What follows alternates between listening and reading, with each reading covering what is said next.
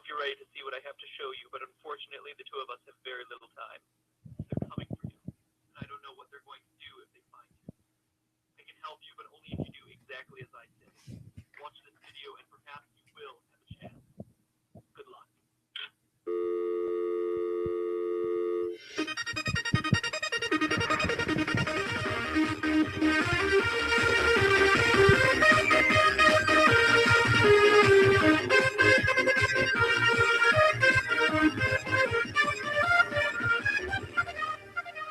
Hello, Internet! Welcome to Film Theory. I'm glad you decided to stick around because there is much we have to discuss.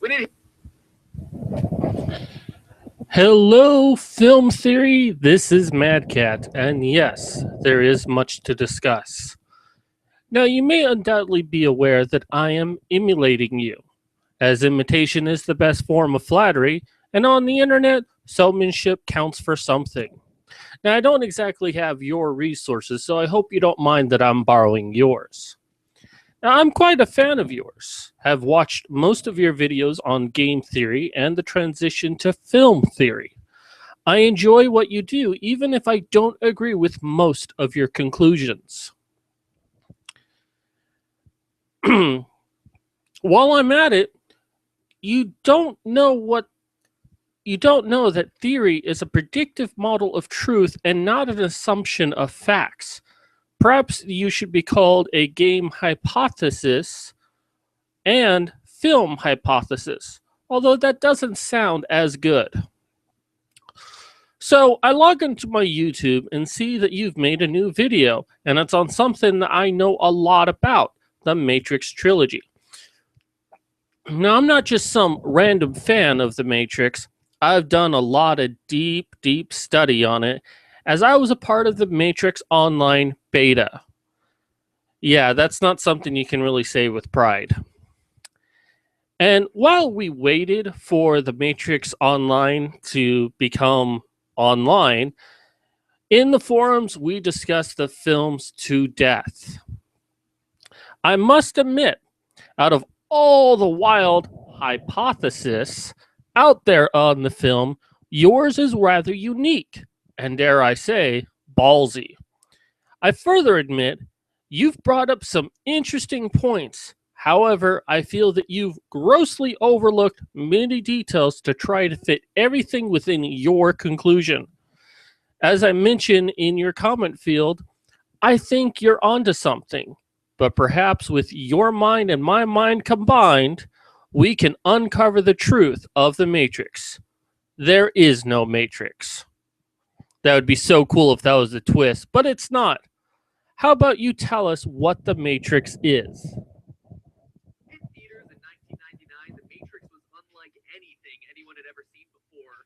Well, unless you keep up with any form of cyberpunk, had ever read a philosophy textbook, were a fan of Japanese anime or kung fu films, had ever watched Tron, you get the idea. But hey, that makes complete sense when you consider that the film's creators, writers, and directors, the Wachowskis, were absolutely massive fanatics of all of those things and wanted to add to those genres with a film that incorporated elements from all of them. And the world they created, well, accessible enough to be mimicked in hundreds of parodies long before poop emojis became a way to ironically say I love you, or less ironically, I have to poop, has long been debated and reinterpreted by the same over-analytical fan base the Wachowskis themselves hailed from. And you know that where there's over-analysis to be had, the theorists will follow. So And by your definition, here I am, a theorist. I dug through the awesome first movie, the not-so-awesome CGI of the second, and the philosophical ramblings of the whole series, only to Was I the only one who actually liked the third film? discover that we have been completely wrong the whole time. That the hero of humanity, named the One, he who was prophesized to bring about the downfall of the machines and reload the Matrix, is not Neo, despite his name being a clever anagram of one. No, put aside Keanu Reeves' highly emotive face. The One is, in fact,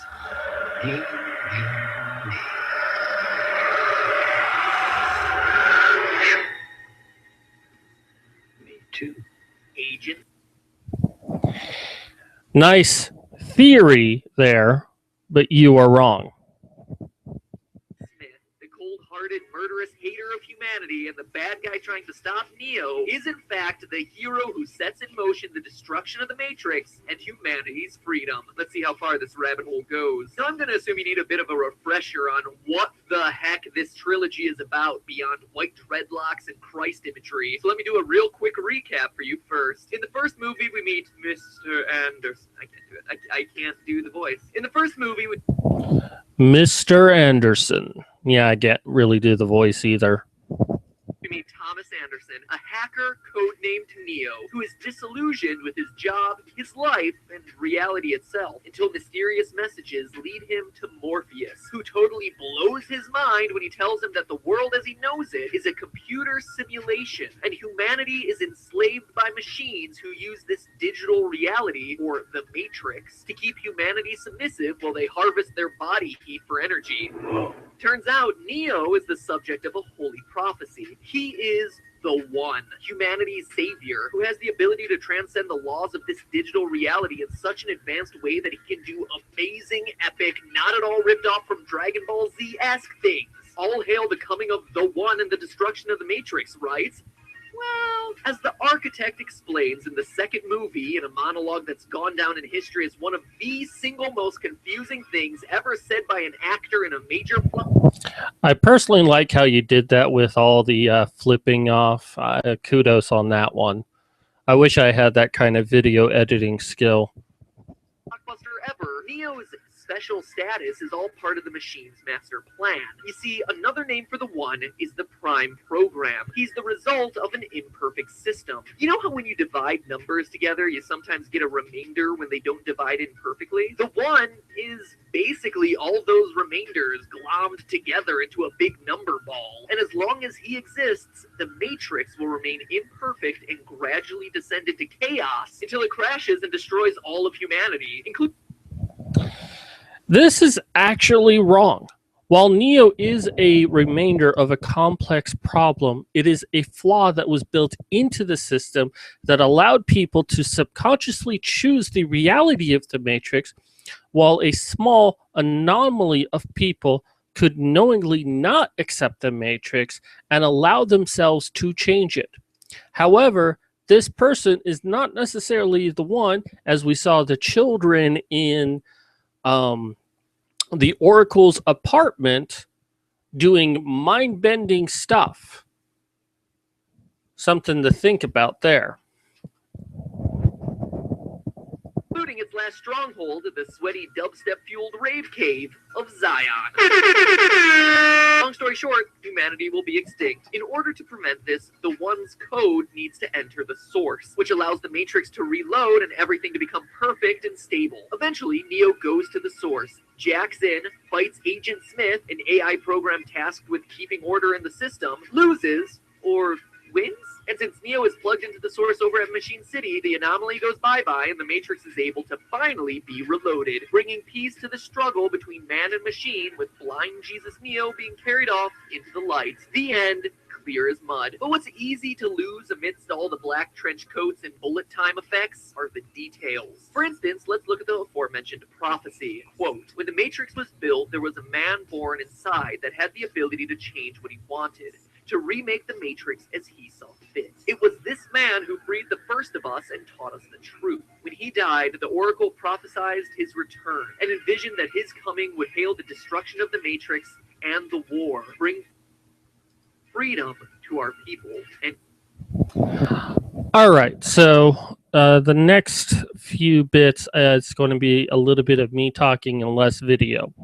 But as you will discuss in this video, the prophecy was discovered by the end of the second film to be a control of the system to get Neo to merge with the source, as this had been done 6 other times. Because of this, or at least 5 other times, I forget if it's 5 or 6. Because of this, we cannot rely on the prophecy to help us determine who the savior of mankind is, since this was a lie. truly the one. He needs to have been born in the Matrix, is able to change it, and ultimately destroys it to set humans free. Let's start with the first criteria. Born inside the Matrix. No. Neo was not born inside of the Matrix. He was born in one of those gross harvest pods by the machines. He even has the extra electrical outlets on his body to prove it, which are so useful during the holiday season. Is it fair to say that anyone can be born in the Matrix? Suggesting that Smith was born in the Matrix is like suggesting that this video was born on YouTube. Smith was created in the Matrix, not born in the Matrix. Besides that, we don't know if Smith was created elsewhere first and then uploaded to the Matrix via a USB drive. However, we should at least consider the possibility that to be born is a method of consciousness awakening. And perhaps even a baby is not truly born when they come out of the womb, as their consciousness is not fully there, but maybe a few days after. I don't know when consciousness really gets to a child, or maybe within the womb itself, that is when they're born. But if we open that as a possibility, then it is possible to say that Neo was born within the Matrix, since that is when he had first consciousness. To be fair, Neo was reborn inside the Matrix after being killed by Agent Smith at the end of the first film, but keep in mind that the Oracle's prophecy also specifies, quote, when the Matrix was first built. And as we're told in the film, this is the 6th version of the Matrix. The Matrix is older than you know. I prefer counting from the emergence of one integral anomaly to the emergence of the next, in which case this is the 6th version. Mr. Anderson wasn't around way back then. You know who was, though? Agent Smith. Smith was not around for the iteration of the Matrix. We know this because he believed that getting the access codes to Zion in the first film would kill the humans, and he was no longer needed in the Matrix. But if you state that there were 5 other versions of the anomaly, which likely means that there were 5 other Zions, then Smith would have to have known this. If Smith was there since the beginning, then he would know that destroying Zion wouldn't resolve the issue. It would only cause the machines to recreate Zion and starting the problem all over again. Smith has been there since the beginning. Did you know that the first Matrix was designed to be a perfect human world where none suffered, where everyone would be happy? It was a disaster. He speaks about it in a way that implies that he was there. But Smith states that he believes that humans rejected the first Matrix because it was peaceful and that humans must define their lives by misery. Yes, that wasn't the reason, that wasn't the reason they rejected it. They also rejected the second version of the Matrix, all because they were being forced to accept it and not given the option to accept it.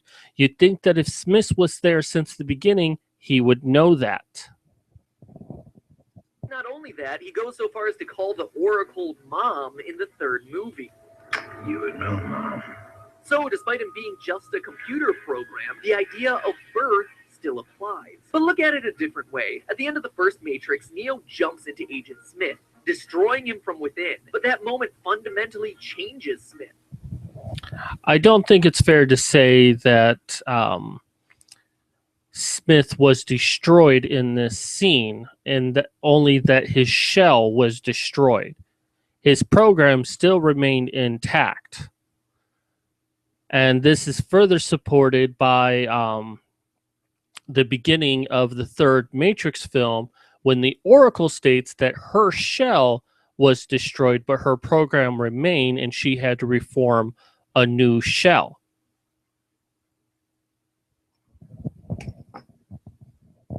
He's reborn in the second movie as a rogue virus. As he explains to Neo, because of you, I'm no longer an agent of this system. Because of you, changed and unplugged. A new man. Which just goes to show one other way that Smith was born inside of the Matrix. Okay, but let's move on. The second part of the prophecy says the One will be able to change the Matrix, to remake it as he sees fit. Although Neo shows some real promise at the end of the first movie with his jumping inside Smith fatality, that's pretty much the end of his endeavor to do any kind of next level hacking. Neo doesn't actually change anything throughout the sequels. Sure, he can do some kung fu moves and fly, but that's about it. When it comes, Are we ignoring the fact that he was able to bring Trinity back to life? That does kind of change the nature of the Matrix just a tiny bit. When someone dies, they're supposed to die, not come back to life. to changing the fabric of the Matrix, the way it behaves, Smith shows far more power. I mean, check out how the Matrix looks by the end of the series when Smith is at the height of his power. It's unrecognizable. And very clearly, the one who made those changes was Smith. In his own words, You like what I've done with the place? Technically, Smith didn't change the fabric of the Matrix, only changed the people hooked into the Matrix. If you will state that Neo didn't change anything, then you need to be honest that Smith also didn't change the Matrix either, just the people. In fact, it was reported by Morpheus that with the help of Neo, that they rescued more people from the Matrix in a short time. In the end, their demonstration of power is the people themselves. One tries to free them while the other attempts to enslave them. Something to think about. but MatPat, you might be saying, don't you know that Smith is only special because Neo is special? When Neo jumped inside of him at the end of the first movie, he copied part of himself onto Smith. Interesting, theoretical theorist. So you're suggesting that Neo causes Smith's exceptional powers, but not so fast. The quality that determines if someone is truly the One is based on the ability to rebel against the machines. Like Morpheus says, Yet their strength and their speed are still based in a world that is built on rules. that makes sense. Machines are just a series of zeros and ones, so of course they're bound by the rules of their programming. But wait, Remember, zeros and ones. then how do you explain this scene? In the first Matrix, Smith takes out his earpiece while interrogating Morpheus and explains his desire to escape the Matrix. But how would he be able to escape the Matrix if he's been there since the beginning of the Matrix and would have to know that by destroying Zion would only create a new Zion and not solve his problems? Must get out of here. I must get free. And when the other agents walk in and see him without his earpiece in, they scold him. Smith is a program meant to ensure the security of the Matrix. That earpiece is his direct line with the system. And here it appears as though he's going rogue. Not only does the fact that Smith is able to go against the rules and take out his earpiece suggest his heightened ability to rebel, but everything he says in this scene is oddly human, talking about smelling and tasting humanity and being disgusted by them. It's the smell. I can taste your stink. Long before he takes on Neo, Smith is working against his programming. Smith, not Neo, is the anomaly in the system. And now All right, I need to stop you here. While you bring up some interesting points, the problem is that it doesn't look too deeply, that if one doesn't look too deeply in what you're saying, they might agree with you. I think you're on the right track, but let's see if we can get it right together. Now, neither Neo or Smith are the One. Rather, they both are. They actually constitute a binary, a 0 and a 1. If Neo is the 1, then Smith is the 0. They cancel each other out. As the Oracle states, the system works to balance the Matrix. While Neo, being reborn and becoming the 1, the system repurposed Smith as the 0, the balance for the 1.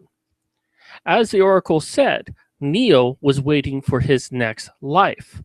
Upon his rebirth from being shot by Smith, he merged with Smith, and they were the one. Together, they constituted the one being.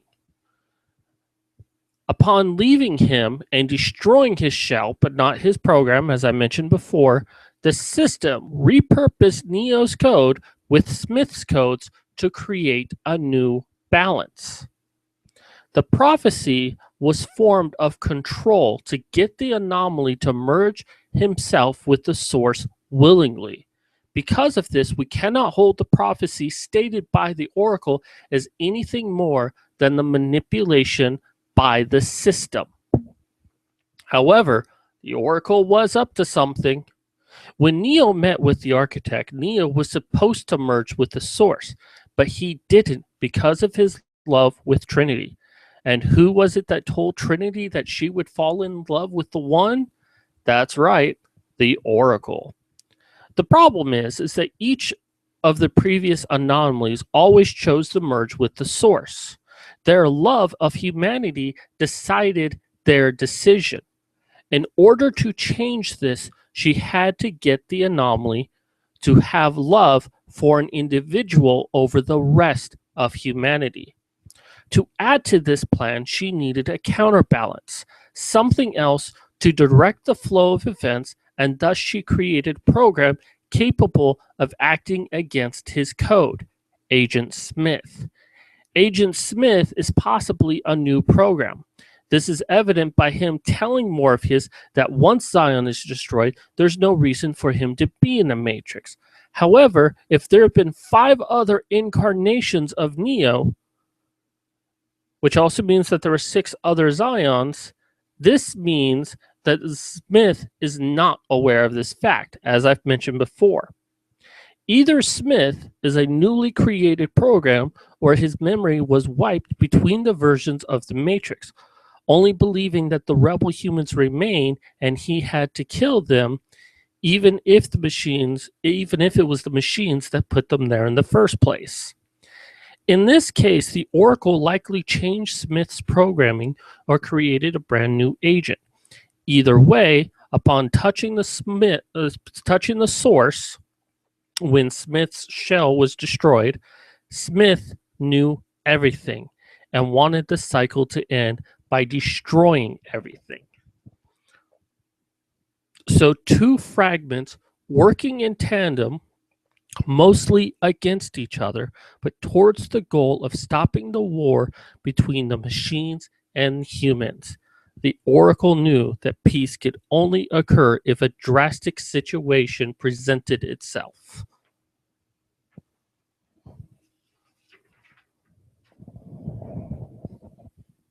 For the final tenet of the prophecy, that he would bring destruction to the Matrix and bring freedom to the people and end the war. Okay, so although the saga ends with the Matrix still intact, it gets pretty banged up during the Smith-Neo final battle, and in reloading, one could say that it was destroyed. And look who says that he's actually going to destroy the Matrix. You guessed it, Smith. And the only reason that the war between man and machines ends is because Smith is so darn good at tearing up the fabric of the Matrix that the machines... To be fair, Smith did state that he also wanted to kill all the humans as well. So that's not really a hero of the people, because once he was done with the Matrix, then he would go after the machines, and if there were any humans still alive, he would go after them. He wanted all life, by any definition, to end. That's hardly enough to call him the hero of the people, because he happened to have the same goal for 1 minute with the rest of humanity. Can't control him anymore. This precarious position Smith puts the machines in is what gives Neo the bargaining power to strike up a deal with Babyface over here that allows the humans who want to stay in the Matrix stay, and the EDM fans who want to leave and head to the concert in Zion go over that way and get all sweaty. Neo might be the one making the deal, but without Smith's uncontrollable power, the machines wouldn't need to end the war in the first place. But here's the detail that seals the deal. The Matrix will reload when the remainder code of the One enters the source. Smith openly says that he's avoiding returning to the Source after merging with Neo in the first movie. In his own words, he's been compelled to resist the call. Afterward, I knew the rules, I understood what I was supposed to do, but I didn't. I couldn't. I was compelled to stay, compelled to disobey. But for that final battle, Neo uploads himself into the Matrix from Machine City. At the end of the battle, Smith, victorious, assimilates Neo into a final Smith clone. But then this breaks him up, and all the Smiths blow up for some unexplained reason. This always confused me. That always confused you? I understand it when I first saw it. Perhaps we should do a show sometime discussing The Matrix, or perhaps any other movie you wish to find the truth of. I'm game if you are. Why does Smith lose? It's really unclear, and it feels like a cheap ending for such an awesome villain until you consider what's happened. Smith... I wouldn't say that Smith or Neo won or lost. It was the Oracle pulling the strings the whole time. This film was really the Oracle versus the Architect. It was the Oracle who won in the end. Infects Neo, who is jacked into the Matrix from Machine City, aka the location of the Source. When Smith assimilates him, his code is getting jacked directly into that Source. As the prophecy and the Architect have said, the Prime program in this instance has been reinserted. Look at how Neo's body and the wires he's connected to respond in the moment of his assimilation. In that moment, through Neo's assimilated body, Smith's anomalous code is reunited to the Source, and the Matrix is finally able to reload. Let me make it clear. He is the one, but he's the unwitting one. He's the savior of humanity without even intending it. Or I wouldn't say that, as I discuss, Smith is the zero, not the one. He is the balanced Neo designated by the system, and upon merging once more near the end of the third film, they were able to bring peace between the machines and humans, all thanks to the manipulation done by the Oracle. wanting it for that matter. But that all leaves us with one final question, and it's a simple one. Why does everyone call Neo the One if he's not the one? Because Neo is the one, but the one is not what people think. And it is rather a complex equation that requires a zero to complete the Oracle's plan. The one. Sure, Morpheus and the Dirty Sweatshirt Gang may just be mistaken, but what about the Architect or the Oracle? These are two of the most powerful programs in the system, and they should probably know, right? Well, The Oracle does know when you account for the 1 and the 0.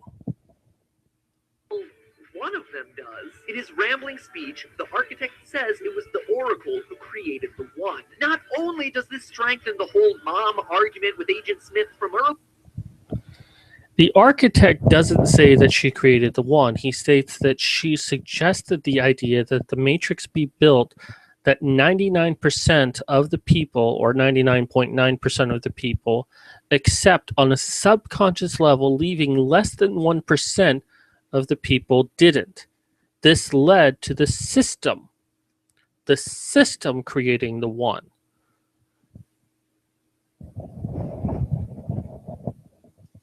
but it also shows that she's the only person who truly knows the One's true nature, the One's true identity. I'm not the one. Sorry, kid. And what does she do with that knowledge? She chooses to lie to everyone else about it.